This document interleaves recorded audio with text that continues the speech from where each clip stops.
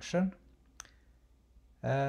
relationship, graph exponential and logarithmic function. Graph f of x 2 in exponent x and g of x is equal to log base 2 of x in the same rectangular coordinate. So to make it just to find the relationship between exponential function and log function, we can see clearly in this example those are inverse function of each other. For example, let's try first to graph the function or exponential function f of x is equal to 2 in exponent x. In this case, if we are plugging minus 3 into x is going to be 1 over 8. So if we evaluate it, it's going to be 1 over 8.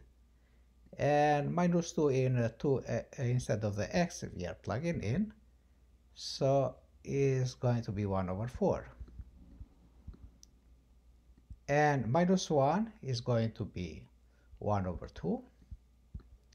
And if we are substituting or plugging in 0 instead of the x, is going to everything in exponent 0 is 1. And 2 in exponent 1 is a 2. So f of 2 is going to be 4 and f of 3 8.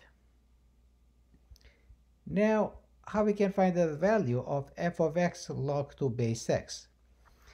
But whatever is a domain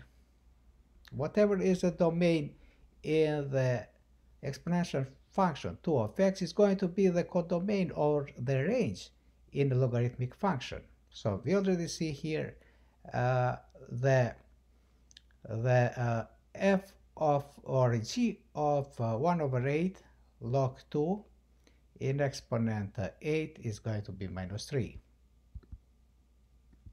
Or in other words, all the domain, whatever is in the x here in 2x is going to be here the range, which means in 1 over 4 or log base 2 of 1 over 4 is going to be minus 2. Log 2 base 1 over 2 is going to be minus 1. Log base 2 of 1 is a 0. And log 2 base of 2 is 1. Log 2 base of 4 is going to be 2. And log base 2 of 8 is going to be 3. So now we just can plug here all the values for the exponential function f of x into x, and we can graph the function.